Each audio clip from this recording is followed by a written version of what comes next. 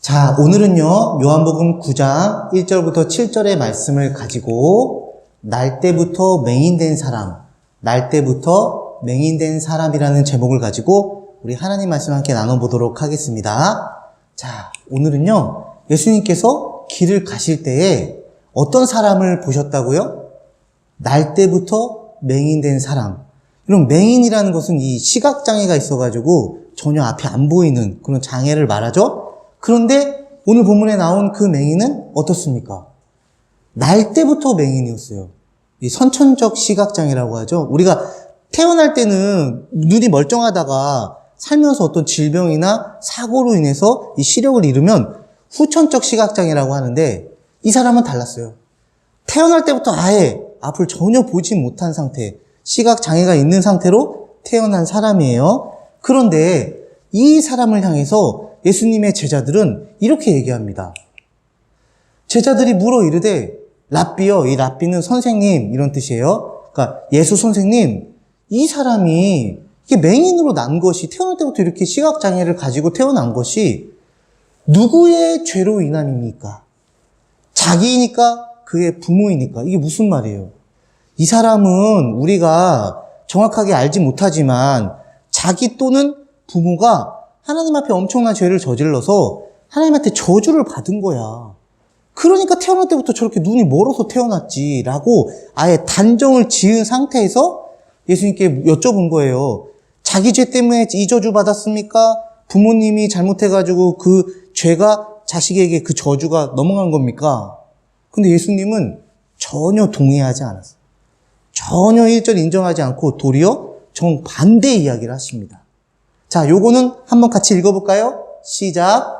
예수께서 대답하시되 이 사람이나 그 부모의 죄로 인한 것이 아니라 그에게서 하나님이 하시는 일을 나타내고자 하심이라. 이 사람이 날 때부터 맹인으로 태어난 것은 니네들이 그렇게 오해하고 막 정죄하는 것처럼 이 사람 죄나 부모의 죄 때문이 아니라 하나님이 이 사람을 통해서 어떤 일을 할지 너희들한테 보여주기 위해서 이 사람은 맹인으로 태어난 것을 하나님이 그렇게 계획하신 거야.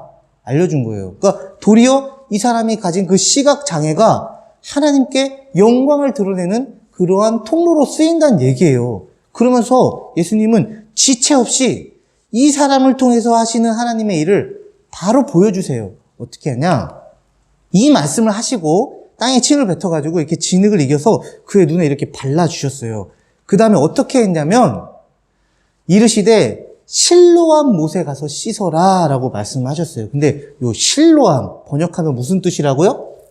보냄을 받았다. 요거 중요합니다. 요거 기억하세요. 실로암 번역하면 보냄을 받았다. 그러니까 예수님이 그 진흙을 이렇게 그 맹인의 눈에 바르고 야, 너 지금 실로암 못에 가서 씻어봐. 이렇게 얘기한 거예요.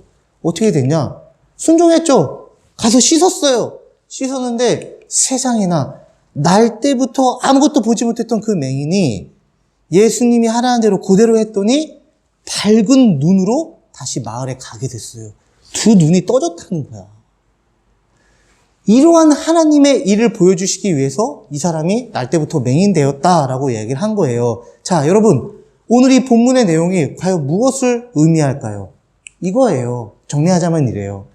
날 때부터 맹인된 사람은요, 죄인을 상징해요. 왜? 죄인은 태어날 때부터 그 부모로부터 죄를 유전받고 태어나잖아요. 사실 우리 모든 사람들은 다 죄인으로 태어나잖아요. 그래서 전혀 보질 못해요. 뭘 보지 못할까? 마치 맹인이 앞을 전혀 보지 못하는 것처럼 하나님을 전혀 보지 못해, 죄인들은. 하나님을 느낄 수가 없어, 볼 수가 없어. 그래서 아직 예수님 안 믿고 그 죄의 문제가 그대로 있는 그 죄인들한테 물어보잖아요. 하나님 얘기하면은 야, 하나님이 어딨어? 그래. 너나 잘해. 야, 하나님 내 눈앞에 보여줘봐. 그럼 내가 믿을게. 그래요. 그게 강력한 증거예요. 그 사람이 죄인이라는 게. 왜? 맹인이 태어날 때부터 아무것도 못 봤던 것처럼 죄인은 태어나서부터 하나님을 전혀 보지 못해. 하나님을 전혀 인식할 수가 없어. 느끼질 못해. 그 죄인을 이 날 때부터 맹인된 사람이 보여주는 거예요. 그런데 예수님이 그 사람한테 가가지고 놀라운 하나님의 일을 보여주시는데 왜 굳이 실로암 못해 가서 씻으라고 하셨을까? 그 전에 맹인들 예수님이 그냥 말씀만 해가지고 바로 눈 뜬 경우 많았죠. 우리 많이 살펴봤죠. 근데 굳이 이 사람한테는 진흙을 그 눈에 바른 다음에 실로암에 가서 네 눈을 씻어라 그래요. 이 실로암이라는 이 모세의 이름의 뜻은 보내심을 받은 자, 보냄을 받은 자. 예수님이 그렇게 보냄을 받은 자라는 거 우리한테 보여주는 거야.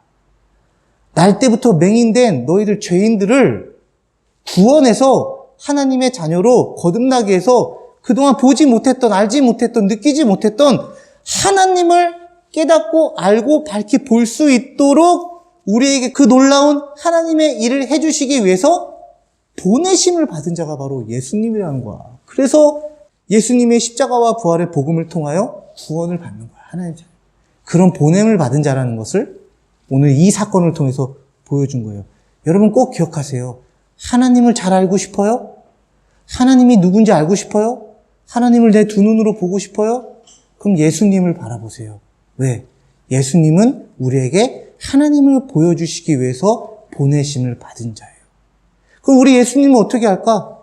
이 성경이 바로 예수님이 어떤 분인지, 그분이 어떤 걸 좋아하는지, 어떤 거를 가치 있게 여기시는지, 어떤 목표가 있으신지, 우리를 향한 어떤 바람이 있는지 이 성경에 잘 기록되어 있으니 여러분 예수님을 알고 싶다면 성경을 꾸준히 살펴보는 여러분들의 노력이 반드시 필요합니다.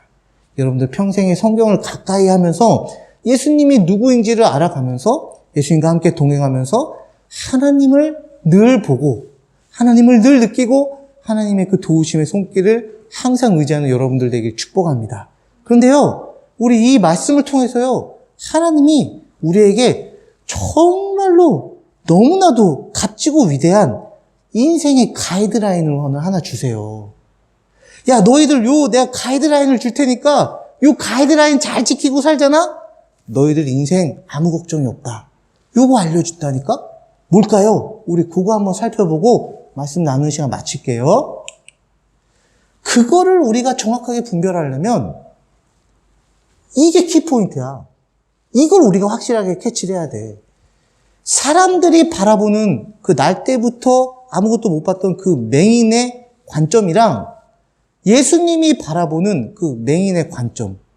그러니까 사람들이 맹인을 어떻게 생각하고 어떻게 바라보는지 하는 관점과 예수님이 그 맹인을 바라보는 관점이 어떤지 우리가 정확하게 파악을 해보잖아? 그럼 우리 인생의 가이드라인 정확하게 캐치할 수 있어. 자, 첫 번째. 사람들이 그 맹인 어떻게 바라봤어요? 죄의 결과로 봤어. 저 사람이 저렇게 맹인으로 태어난 거는 죄 때문에 그래. 자기가 죄를 저질렀던지 아니면은 부모가 저질렀던지 어찌됐든 하나님한테 죄를 지어서 저주를 받아서 저렇게 앞이 안 보이게 태어난 거야. 여러분, 사람들은요, 은연중에 내 주변에 어떤 사람이나 아니면은 나한테 어떤 문제가 딱 닥치잖아요? 가장 먼저 마음에 무슨 생각 드는지 알아요? 내가 뭘 잘못했는데 이런 일이 생겨 이래요. 내가 도대체 뭘 잘못했는데 왜 나한테 이런 안 좋은 일이 생겨? 뭘 잘못했지? 사람들은 어떤 문제를 바라보는 시각이 이 죄의 문제예요. 그래서 되게 수군된다? 혹시 주변 사람이 안 좋은 일이 있으면 저기 어느 되게 안 좋은 일이 생겼는데 아마 뭔가 나쁜 일을 했을 거야. 뭔가 잘못한 일이 있겠지. 그러니까 저런 일이 생긴 거 아니겠어? 사람들은 그렇게 수군거려요. 나 자신도 마찬가지고. 내가 뭘 잘못했는데 왜 나한테 이런 일이 일어나? 사람들은 문제를 바라보는 관점을 이 죄의 결과로 보는 성향이 있어요. 그런데 예수님은 틀려요. 예수님은 은혜의 통로로 바라봐. 무슨 말인지 알아? 우리가 살면서 그 맹인이 가진 가장 큰 문제가 뭐야?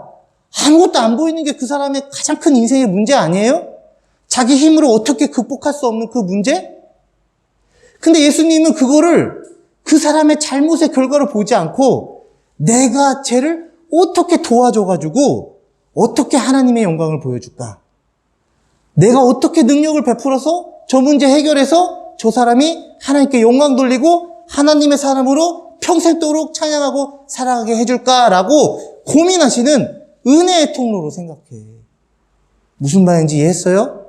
사람들은 내 문제를 나의 잘못이라고 이렇게 막 정죄하고 착각하고 판단하고 막 오해할지 모르겠지만 예수님은 그게 중요한 게 아니야.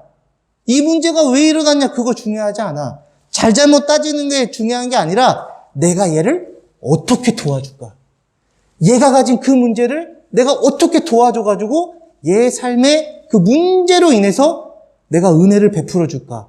그래서 그걸로 말미암아 그 문제가 해결되는 그 놀라운 역사를 통해서 얘가 어떻게 하나님께 감사하고 하나님을 찬양하며 하나님의 사람으로 살게 해줄까. 예수님 그거 고민한다니까. 그러니까 제자들이 저 누구 죄입니까? 그러니까 야 아니야. 저 맹인된 저 문제 때문에 하나님의 일을 내가 보여줄 거고 저 사람 통해서 하나님 영광이 나올 거야. 예수님은 이런 분이에요. 이게 우리 인생의 최고의 가이드라인이야. 왜? 요거를 정확하게 깨닫는 사람이 하나님 앞에 이렇게 고백했어요. 자, 읽어봅니다. 시작. 내가 산을 향하여 눈을 들리라. 나의 도움이 어디서 올까? 나의 도움은 천지를 지으실 여호와에게서로다. 이 사람은 알았던 거야, 그거를. 어떤 문제가 있어. 근데 이 문제 해결해줄 도움이 어디서 올까? 사람들일까? 아니야. 이 문제를 통해서 하나님의 영광을 보여주실 그 여호와, 그분에게 내 도움이 있다. 그걸 깨닫고 이 사람은 여호와께 자신의 문제를 아뢰며 그 도움을 간절히 사모한 거야. 이게 우리 인생이 참으로 행복하고 여러 가지 문제가 닥칠지라도 하나님의 능력으로 해결해 나가면서 우리가 성장하고 성숙할 수 있는 인생의 가이드라인이에요. 간단하죠? 하나님의 도움을 구하는 거야. 사람 의지하지 않는 거야. 재물 의지하지 않는 거야. 권세자들, 권력들, 내 주변의 인맥들, 내 경험, 지식 이런 거 의지하지 않는 거야. 오직 하나님만 의지하는 거야. 아주 단순하면서도 심플하지만 우리 인생이 참으로 하나님께 정말 하나님 안에서 기쁨이 되고 영광이 될 수 있는 단순한 가이드. 모든 문제 앞에서 무조건 우선적으로 하나님의 도우심을 구하는 거예요. 자, 마지막으로 단별 모임 시간 때 선생님하고 한번 이거 나눠보세요. 자, 읽어보겠습니다. 시작. 나에게 문제가 생길 때 가장 먼저 누구를 찾게 됩니까? 예, 여러분들은 아직 학생이에요. 미성년자라고 하죠?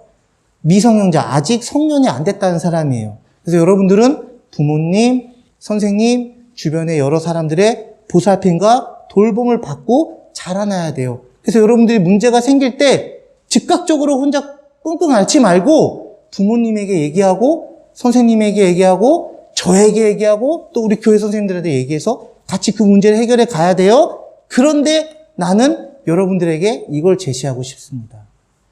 문제가 딱 닥쳤을 때 부모님한테 말씀드리기 전에 선생님에게 털어놓기 전에 하나님한테 먼저 털어놔봐. 그 습관을 들여봐.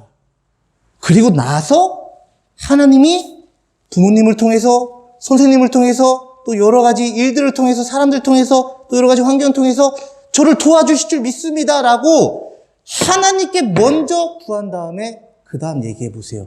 이 습관을 어렸을 때부터 한번 들여봐. 장담하는데 하나님이 너무 기뻐하시는 나머지 여러분들 주변에 있는 사람들, 일들, 환경들 통해서 여러분들 문제 해결해 주셔. 그리고 그 놀라운 하나님의 손길을 느끼면서 여러분들의 신앙은 점점 자라나게 돼 있어. 가장 먼저 하나님의 도움을 찾으세요. 이거 한번 선생님들에게 나눠봐. 그동안 나는 문제가 있을 때 가장 먼저 어떤 태도를 보였나? 그렇다면 이제부터는 하나님을 가장 먼저 찾는 그 거룩한 습관을 들이기를 원하는데 그러려면은 어떻게 해야 될까? 서로 이야기하고 나눠보면서 여러분 이 거룩한 여러분들의 삶을 형통케 할 아름답게 할 가장 먼저 하나님의 도움을 찾는 이 놀라운 습관이 여러분들 안에 새겨지기를 예수님의 이름으로 축복합니다. 자, 기도하겠습니다.